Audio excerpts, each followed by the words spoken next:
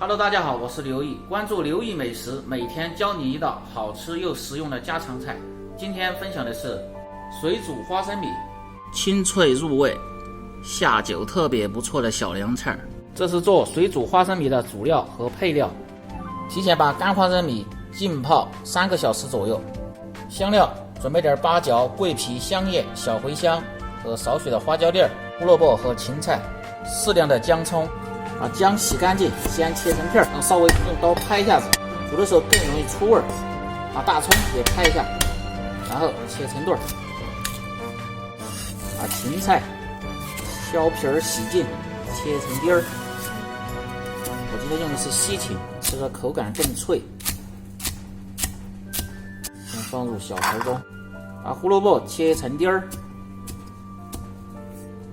好，起锅烧水，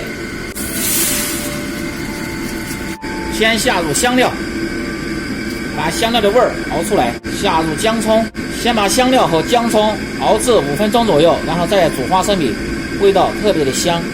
5分钟后熬出味道，下入花生米。如果喜欢吃软点的，稍微就煮久点，煮个10分钟左右。一般是大火烧开，煮5分钟就可以了，花生米吃着口感更好一点。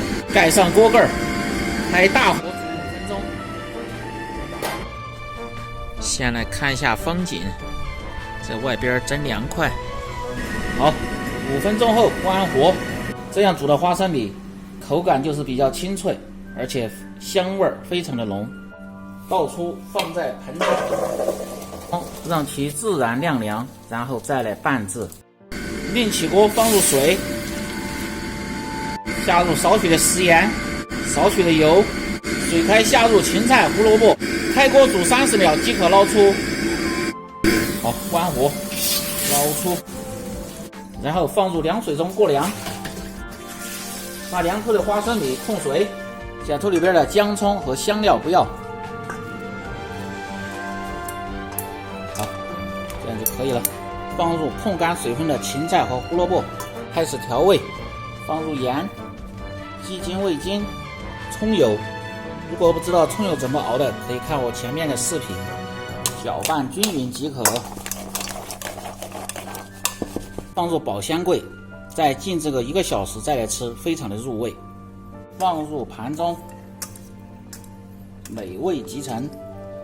夏天喝酒特别的不错。水煮花生米就做好了，清脆爽口，夏天喝酒特别的不错。如果你每天不知道吃什么做什么的，就关注我，美食每天更新。